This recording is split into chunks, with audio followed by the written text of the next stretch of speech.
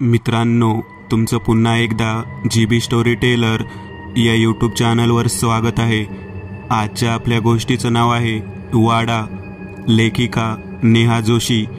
पण गोष्ट सुरू करण्याआधी जर कोणी या चॅनलवर पहिल्यांदाच आलेले असाल तर त्यांनी ह्या चॅनलला सबस्क्राईब करायला विसरू नका। चला तर मग अजिबात वेळ न घालवता गोष्टीला सुरुवात करूया।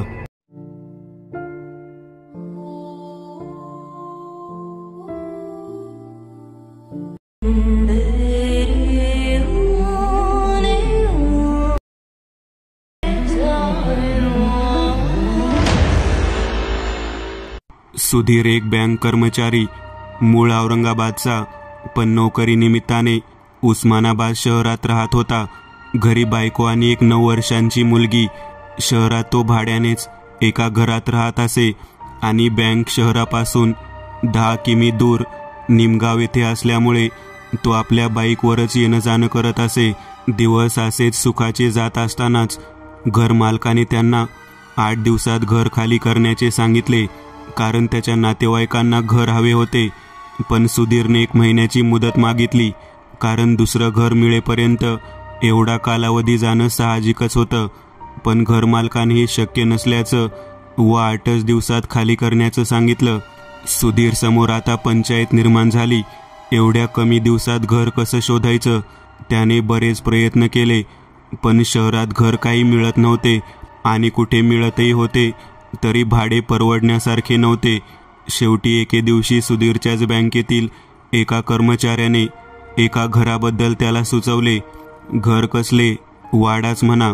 होय, हंबीररावांचा वाडा। सुधीर आश्चर्यचकित होऊन त्याला म्हणाला, वाडा? त्यावर त्या कर्मचाऱ्याने सांगितले, होय, वाड्याचे मूळ मालक हंबीरराव यांच्या अकस्मात मृत्यूनंतर त्यांच्या मुलाने आता वाडा पाडून त्या जागी रिसॉर्ट बांधायचा निर्णय घेतला होता। पण त्या प्रक्रियेला वेळ लागणार होता, त्यामुळे तात्पुरती त्याने वाडा गरजवंतांना भाड्याने द्यायचं ठरवलं होतं। हंबीररावांची पत्नी त्यांचा मुलगा लहान असतानाच देवाघरी गेली। तेव्हापासून त्यांनीच त्यांच्या मुलाला लहानाचं मोठं केलं होतं। उच्च शिक्षणासाठी त्याला मुंबईसारख्या शहरात पाठवलं। पुढे त्याला एका नामांकित कंपनीत उच्च पदावर नोकरीही मिळाली। तिकडेच त्याने आपल्या कंपनीतल्या एका मुलीशी प्रेमविवाह केला। हंबीररावांनीही संमती देऊन धूमधडाक्यात लग्न लावून दिले। परंतु काही दिवसातच हंबीररावांचा मृत्यू झाल्याने आता त्यांच्या मुलालाही गावी येऊन वाड्याची देखभाल करण्यात, लक्ष ठेवण्यात रस राहिला नव्हता। त्यामुळे त्याने वाडा, आसपासची जमीन सगळं बिल्डरच्या ताब्यात देऊन त्या ठिकाणी रिसॉर्ट किंवा हॉटेल बांधायचं ठरवलं होतं। कर्मचाऱ्याने सांगितल्याप्रमाणे सुधीरनेही आता विचार करायला सुरुवात केली होती, कारण मुख्य म्हणजे वाडा निमगावमध्येच होता, त्यामुळे प्रवासाचा वेळ वाचणार होता आणि दुसरं म्हणजे भाडेही परवडण्यासारखे होते। सुधीरने रात्रीच आपल्या पत्नीला सर्व काही सांगितले। सुधीरच्या पत्नीनेही त्याला संमती दर्शवली, कारण दिवस कमी होते आणि त्यांना त्याशिवाय दुसरा पर्यायही त्यांना दिसत नव्हता। दुसऱ्या दिवशी त्याने आपल्या कर्मचाऱ्याला आपण राहायला तयार असल्याचं सांगितलं। कर्मचारी त्याच गावातला असल्याने त्याची हंबीररावांच्या मुलाशी ओळख होती। त्याने लागलीच त्याला फोन करून भाडेकरू मिळाल्याचं सांगितलं। त्यांच्या मुलाने व्यवहाराची सगळी जबाबदारी त्याच्यावर सोडून व्यवहार झाल्यावर सगळी कागदपत्रे पोस्ट करायला सांगितली। ठरल्याप्रमाणे सगळा व्यवहार झाला। 2च दिवसांनी सुधीर, त्याची बायको आणि मुलगी वाडा ज्या ठिकाणी होता त्याच्या मुख्य प्रवेशद्वाराजवळ येऊन पोहोचले। आता खरा सुरू होणार होता रहस्य, भीतीचा जीवघेणा खेळ। सुधीर, त्याची पत्नी आणि मुलगी वाड्याच्या मुख्य प्रवेशद्वाराजवळ येताच त्याच्या पत्नीने बॅग खाली ठेवून एक नजर चहूकडे फिरवली। प्रशस्त असा वाडा होता। वाड्याच्या 4ही बाजूने दगडी कंपाऊंड होते। परिसरामध्ये मोठमोठी आंब्याची, चिकूची, नारळाची झाडं होती। शिवाय रंगीबेरंगी फुलांचीही झाडं होती। सकाळची वेळ असल्यामुळे प्रसन्न असे वातावरण वाटत होते। सुधीरनेही विचार केला नव्हता आपल्याला एवढं प्रशस्त घर राहायला मिळेल, तेही एवढ्या कमी भाड्यामध्ये। सुधीरची पत्नीही आवासून बघत उभी होती. बाहेरच एवढं आलिशान प्रसन्न वाटते, तर आतमध्ये गेल्यावर काय दृश्य असेल असा विचार करत असतानाच मागून आलेल्या बँकेतल्या कर्मचाऱ्याने आवाज देताच दोघांची तंद्री भंग पावली. त्याने सुधीरला वाडा कसा वाटला विचारल्याबरोबर सुधीर आणि त्याच्या बायकोच्या चेहऱ्यानेच सगळं काही सांगितले होते. आतमध्ये गेल्यावर एक भव्य हॉल होता. जुन्या काळातील लाकडी सोफा सेट होता. बाजूला डायनिंग टेबल, तोही जुन्या काळातील लाकडी बांधकामाचा. भिंतीही अगदी मोठ्या मोठ्या. त्यावर काही पेंटिंग लावलेल्या होत्या. एका भिंतीवर शिकार केलेले हरणाचे रानगव्याचे शीर लटकवले होते. त्या दृश्यांकडे बघून सुधीरची पत्नी आणि छोटी मुलगी दोघी जरा घाबरल्याच. त्यावर तो कर्मचारी म्हणाला, घाबरू नका, जुना वाडा म्हटल्यावर या गोष्टी येणारच. त्या थांबीरावांना बागेची, शिकारीची खूप आवड. तेवढ्यात एका बाजूला लोखंडी सळई असलेला, लाकडी पाट असलेला पाळणा सुधीरच्या मुलीला दिसला. तिचा आनंद गगनात मावेनासा झाला. त्या कर्मचाऱ्याने पूर्ण वाडा बघण्यासाठी तिघांना अजून आतमध्ये नेल्यावर 5-6 प्रशस्त अशा खोल्या होत्या.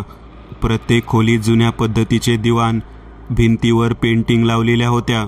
डाव्या बाजूला मोठे स्वयंपाकघर होते, तर उजव्या बाजूला अजून एक खोली होती.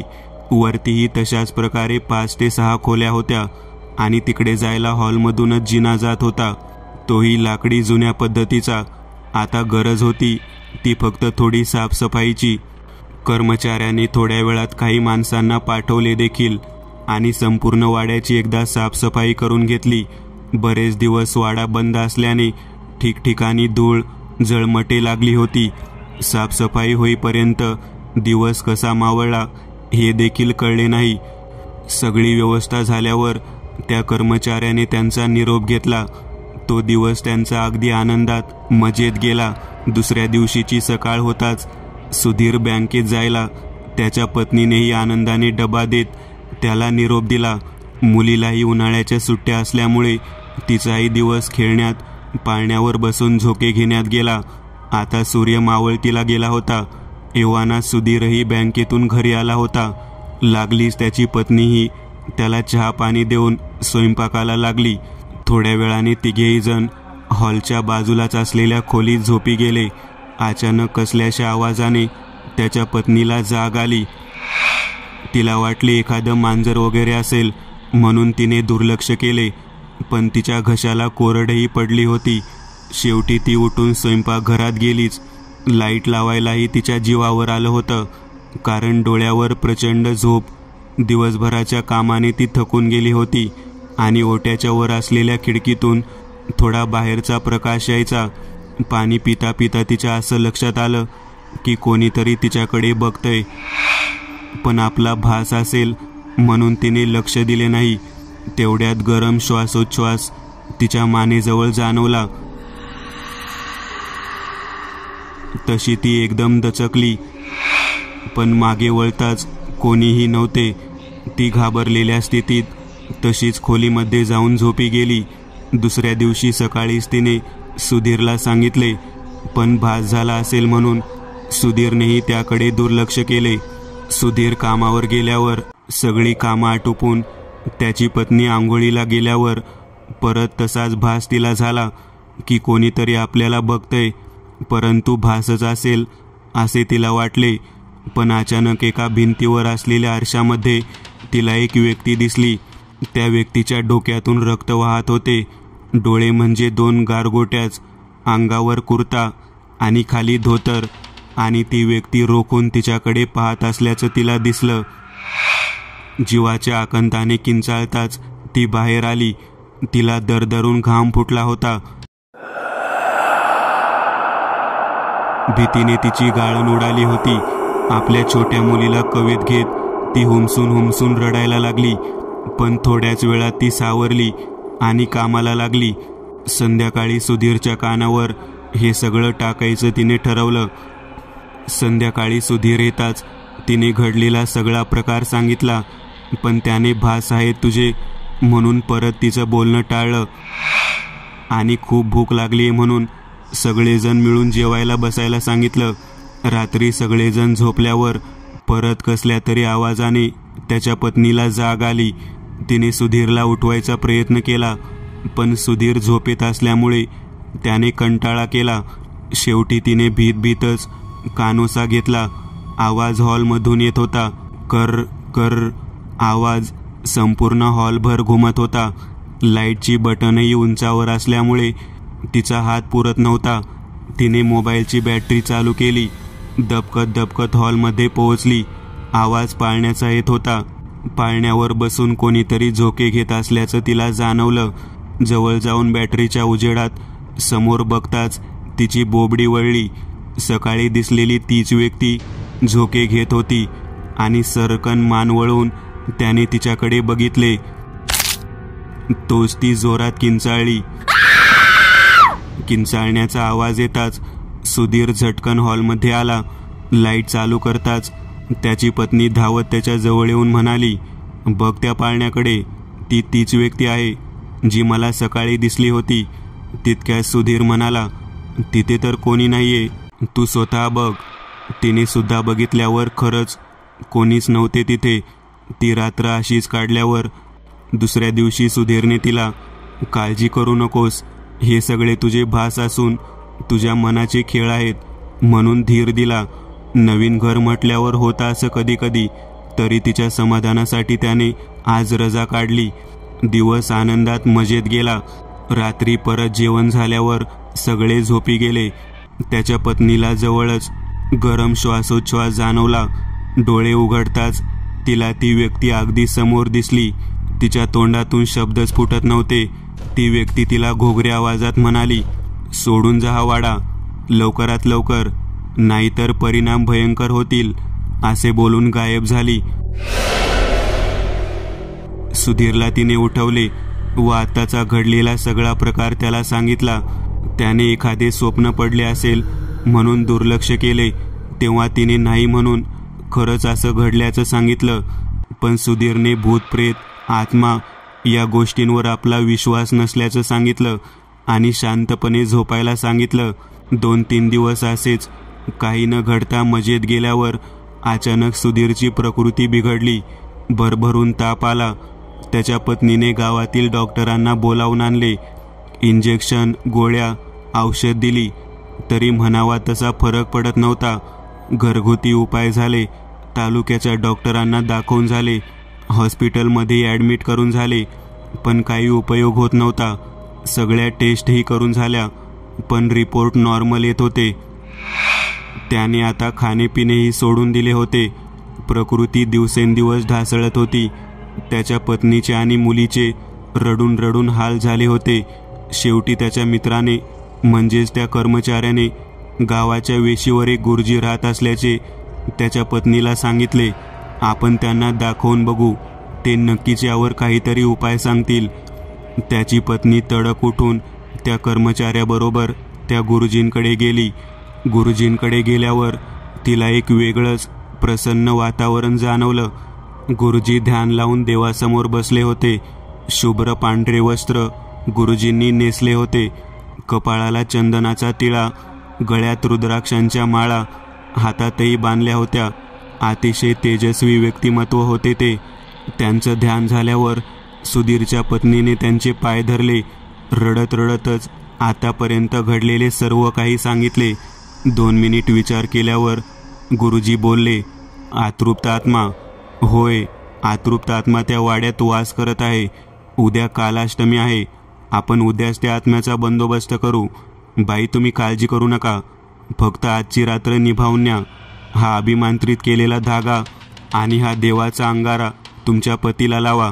त्या आत्म्याचं याच्या पुढे काहीही चालणार नाही. गुरुजींनी कर्मचाऱ्यालाही लागणाऱ्या सर्व साहित्याची यादी दिली व उद्या सर्व सामग्री घेऊन संध्याकाळी ठीक 7 वाजता वाड्यावर यायला सांगितले. मीही तुझ्याबरोबरच वाड्यात येईल असे सांगितले आणि वाड्याच्या मूळ मालकालाही बोलावून घ्यायचे सांगितले.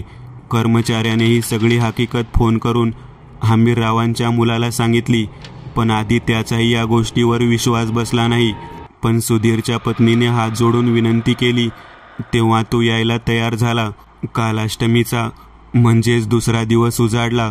गुरुजींनी सांगितल्याप्रमाणे सुधीरच्या पत्नीने आदल्या दिवशी अभिमंत्रित केलेला धागा आणि अंगारा सुधीरला लावल्यामुळे त्या रात्री सुधीरला कसलाही त्रास झाला नाही.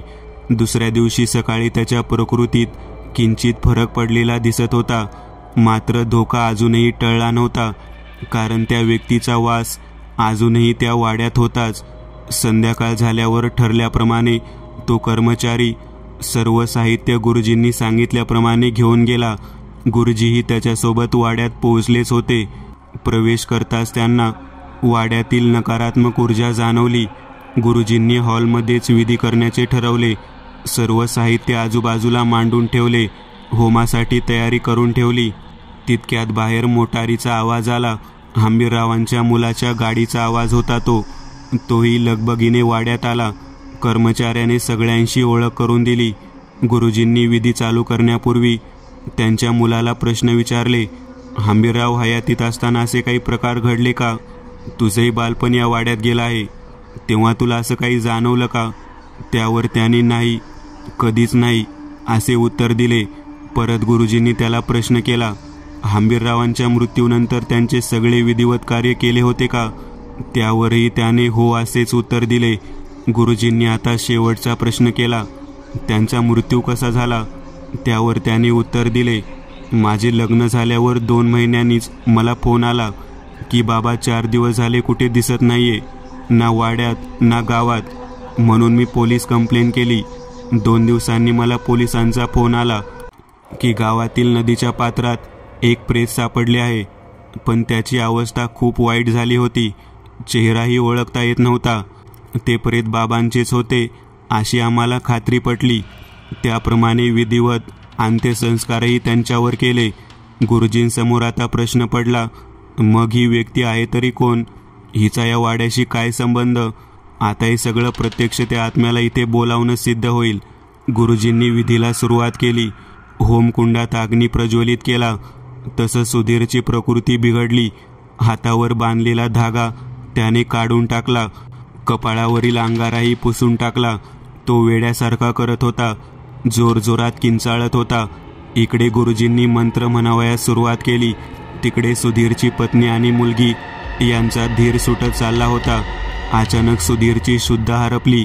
तिकडे गुरुजींनी शेवटची आहुती दिल्यावर अचानक वाड्याचे वातावरण बिघडले. वाड्याच्या आत जोरदार हवा वाहू लागली. सर्व वस्तूही इतरत्र फेकल्या जात होत्या आणि काही सेकंदातच एक आकृती होमकुंडाच्या समोर दिसू लागली. होय, तीच व्यक्ती. कपाळातून रक्त वाहत असणारी, डोळ्यानेविजी 2 गारगोट्या, धोतर आणि वर कुर्ता घातलेली व्यक्ती आता सर्वांना दिसू लागली. एव्हाना हवाही थांबली होती. तेवढ्यात हंबीररावांचा मुलगा जोरात किंचाळला, बाबा! होय, ती व्यक्ती दुसरी तिसरी कोणी नसून हंबीररावांचाच आत्मा होता. तेवढ्यात हंबीरराव घोगऱ्या आवाजात बोलले, आलास पोरा? गुरुजी आवाजून बघत उभे होते. हंबीरराव म्हणाले, मला माहित आहे, मला इथून घालवण्यासाठीच तुमचे प्रयत्न चालू आहेत, पण मी इथून जाणार नाही आणि त्या सुधीरलाही सोडणार नाही. त्याने इथे राहून खूप मोठी चूक केली. तेवढ्यात त्यांच्या मुलाने विचारलं, पण हे कसं शक्य आहे? मी तर तुमचे विधिवत अंत्यसंस्कार आणि कार्य पण केलंय. त्यावर हंबीरराव म्हणाले, हो केलेस, पण माझे नाही. त्यांचा मुलगा म्हणाला, माझे नाही म्हणजे? नक्की काय झाले तुमच्यासोबत? सांगा ना. होय सांगतो, म्हणत हंबीररावांनी सांगायला सुरुवात केली. याच्या लग्नानंतर 2 महिन्यांनी माझे शहरातले 3 मित्र मला भेटायला आले. माझ्या मुलाचं लग्न झालं समजताच त्यांनी माझ्याकडून पार्टीची डिमांड केली. मीही त्यांना आज रात्रीच पार्टी देण्याचे कबूल केले. ठरल्याप्रमाणे इंग्लिशच्या 2-3 बाटल्या घेऊन आम्ही मस्त पेग मारत बसलो होतो. गप्पा मारता मारता अचानक वाड्याचा विषय निघाला. त्यांनी वाड्याविषयी विचारपूस केली असता मी म्हणालो, हा वाडा 200 वर्षापूर्वी बांधला आहे. आमच्या कित्येक पिढ्या यात गेल्या आहेत. त्यावर ते म्हणाले, हे सगळं ठीक आहे, पण आता कोण राहता असल्या घरात? सगळे आता शहराकडे जातात बघ राहायला. तूही हा विकून जा की मुलाकडे राहायला. त्यातला एक म्हणाला, मलाच विक ना, तुला पाहिजे ती किंमत देतो. पण मी त्यांना स्पष्ट नकार दिला. मी जिवंत असेपर्यंत हा वाडा मी कोणाच्याही ताब्यात देणार नाही.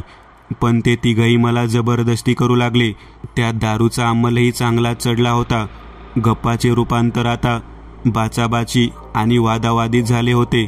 आणि अशातच एकाने मागून माझ्या डोक्यात वार केला. माझे डोके सुन्न पडले. रक्ताची धार लागली.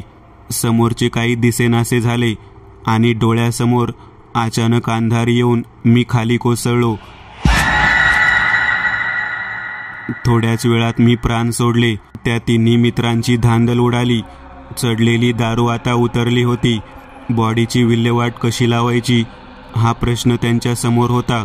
बाहेर घेऊन गेलो आणि चुकून पोलिसांना सुगावा लागला तर आपण सगळे गोत्यात येऊ असा विचार करत त्यांनी वाड्यातच माझ्या बॉडीची विल्हेवाट लावायचा निर्णय घेतला. माझी बॉडी घेऊन ते जिन्याच्या खाली असणाऱ्या तळघरात गेले. तिथे एका भिंतीचं काम चालू होतं. सामान तसंच इकडे तिकडे पडलेलं होतं. त्यांनी विचार केला, आपण या बॉडीला भिंतीमध्येच दफन करून वरून सिमेंटने पॅक करू. कोणाला काहीच पत्ता लागणार नाही. अशा प्रकारे त्यांनी माझ्या बॉडीची विल्हेवाट लावली. हे सगळं चालू असतानाच या वाड्याचा नोकर रामू हे सगळं खिडकीतून बघत होता. तेवढ्यात माझ्या एका मित्राचं लक्ष त्यांच्याकडे गेलं. रामूने तिथून पळ काढला. तसं त्याने बाकीच्या दोघांना सांगून तिघेही आता त्याच्या मागे निघाले. तो आपल्या तिघाचं पितळ सर्वांसमोर उघडं करणार ही भीती त्यांना होती. पळत पळत रामू नदी किनारी येऊन पोहोचला. मागून हे तिघही त्याच्या मागे आलेच होते. शेवटी त्यांनी रामूला गाठलंच. कुठेही वाच्यता करायच्या भीतीने दोघांनी त्याला धरला आणि एकाने बाजूलाच असलेला एक मोठा दगड त्याच्या डोक्यात घातला आणि तसंच त्याला नदीत फेकून दिलं. माझा आत्मा हे सर्व काही पाहत होता. पण नशिबाचे भोग इथेच भोगावे लागतात म्हणतात ना, हेच खरं. त्याच रात्री ते तिघही ज्या मोटारने जात होते त्या मोटारला एका भरधाव ट्रकने उडवलं. तिघांचाही जागच्या जागीच मृत्यू झाला आणि माझा आत्मा या वाड्यातच तेव्हापासून भटकत आहे. आणि आता मी माझ्या मुलाखेरीज कोणालाही या वाड्यात राहू देणार नाही असं म्हणून हंबीरराव जोरजोरात हसायला लागले. तेवढ्यात त्यांचा मुलगा म्हणाला, म्हणजे मी ज्यांच्या अंत्यसंस्काराने विधी केले ते रामू काकांची बॉडी होती तर ती? होय पोरा, ती रामूची बॉडी होती. तेवढ्यात गुरुजींनी त्यांना झालं गेलं विसरून जायला सांगितलं. त्यांना त्यांच्या कर्माची शिक्षा मिळाली आहे. तेव्हा तुम्ही आता या सगळ्यातून मुक्त व्हा. पण हंबीररावांनी यास नकार दिला व मी आता कुठेही जाणार नाही असं ठणकावून सांगितलं. तेवढ्यात गुरुजींनी मंत्रोच्चार सुरू केले आणि आहुती टाकण्यास सुरुवात केली. तिकडे होमाच्या ज्वाला उंचच उंच होत होत्या. त्याचा हंबीररावांना त्रास होऊ लागला. तसे ते जीवाच्या आकंताने ओरडू लागले. गुरुजींनी लगेच त्यांच्या मुलाला बोलावून सांगितले, ती भिंत तोडून त्यातील हंबीररावांच्या शरीराला अग्नी देणे महत्त्वाचे आहे आणि ते काम तूच करू शकतोस. सोबत यालाही म्हणजेच त्या कर्मचाऱ्यालाही सोबत घेऊन जाण्यास सांगितले. तोपर्यंत मी यांना माझ्या मंत्रोच्चाराने बांधून ठेवतो.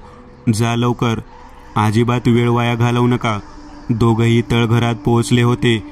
भिंत काही फोडायला मिळते आहे का त्यासाठी ते बॅटरीच्या प्रकाशात शोधू लागले. तेवढ्यात त्यांना एक मोठी कुदळ आणि एक जाड लोखंडी दंड त्यांना दिसला. दोघे जण ते साहित्य घेऊन भिंत तोडू लागले. तोडेपर्यंत त्यांना अर्धा तास लागला. इकडे गुरुजींनी हंबीररावांच्या आत्म्याला मंत्रोच्चाराने बांधून ठेवले होते. भिंत अर्धी तुटल्यानंतर लगेच एक मानवी कंकाल खाली पडले. ते हंबीररावांचेच असल्याचे त्यांच्या मुलाला खात्री पटली. त्या दोघांनी लगेच ते मानवी कंकाल उचलून गुरुजींसमोर घेऊन गेले. गुरुजींनी एक जळते लाकूड आधीच तयार ठेवले होते. त्यांनी ते लगेच त्यांच्या मुलाकडे दिले. त्या कंकालावर अभिमांत्रित जल शिंपडले. तसे हंबीरराव चवताळून ओरडू लागले व आपल्या मुलाला तसे न करण्यास सांगत होते. परंतु गुरुजींनी त्यांना मोक्ष मिळण्यासाठी अग्नी देणे आवश्यक असल्याचे सांगितले नाही, तरी ते प्रत्येकाच्या जीवाला धोका निर्माण होईल असे सांगितले. त्यांच्या मुलानेही गुरुजींनी सांगितल्याप्रमाणे ते जळतं लाकूड घेऊन त्या कंकालाला अग्नी दिला.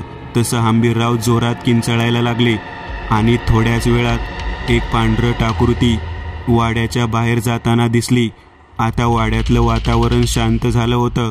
नकारात्मक ऊर्जाही आता वाड्यात राहिली नव्हती. त्यांच्या मुलाला अश्रू अनावर झाले होते. तेव्हा गुरुजींनी त्याला धीर देत आता त्यांच्या आत्म्याला मुक्ती मिळाल्याचं सांगितलं. इकडे सुधीरच्याही प्रकृती सुधारणा झाली होती. त्याचा तापही उतरला होता. त्याला शुद्धही आली होती, पण अशक्तपणा आल्यामुळे त्याला उठता येत नव्हते. सगळ्यांनी गुरुजींना धन्यवाद देऊन त्यांचा आशीर्वाद घेतला. हंबीररावांच्या मुलानेही आता वाडा न विकण्याचा निर्णय घेतला.